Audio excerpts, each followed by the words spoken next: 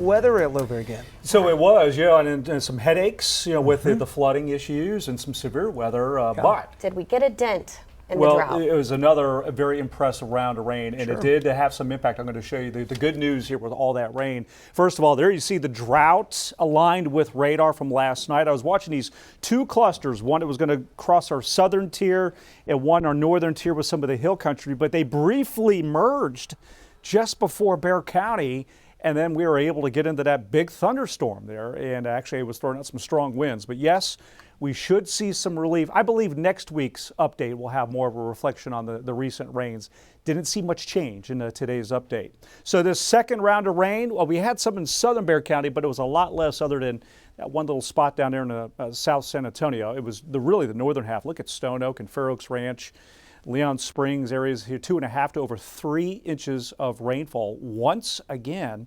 And across our 4 zones, most of Kerr County had big time totals here this time around. Some of Bandera County too. There you see in town, over 2 inches of rain in Bandera, Barney, Canyon Lake did very well. And then you see this sort of gap in between here on the Highway 90 corridor with some more nice rain down to the south.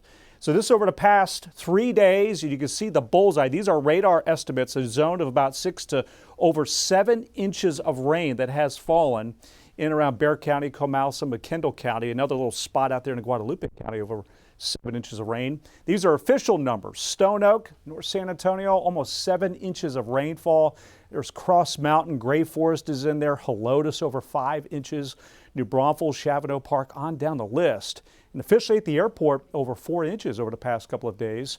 Last night's rain, early this morning, was a daily rainfall record. So we have a surplus. We've just obliterated that deficit for the month of May. Still some work to do for the year, but this has been tremendous past few days. And you see the Guadalupe River flow it's stronger now going into Canyon Lake, where the lake is up a bit, and also stronger just above Medina Lake there in Pipe Creek.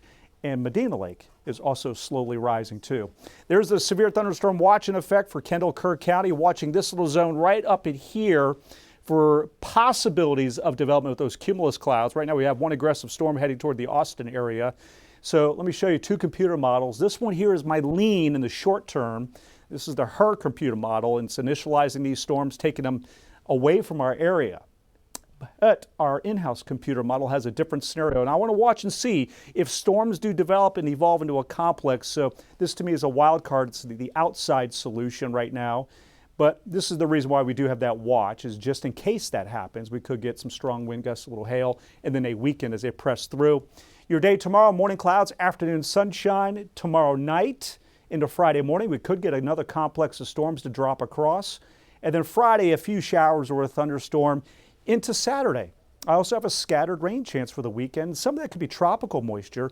We now have Tropical Depression 1E in the eastern Pacific. This will become Alvin, and then it weakens, but it could throw some moisture into South Texas across Mexico, and that could have some weekend impact for us with maybe some rain chances. This is over the next several days ahead of us here. Still some opportunity to get measurable rain in our area. Raul Rodriguez Law, Weather Cam View. Did you notice the temperatures today? 80s. A couple 90s out there to the west, but that is bargain shopping with our temperatures. A second straight day of it. Tomorrow's a 91-degree day. And again, as said, isolated rain chance at 20%.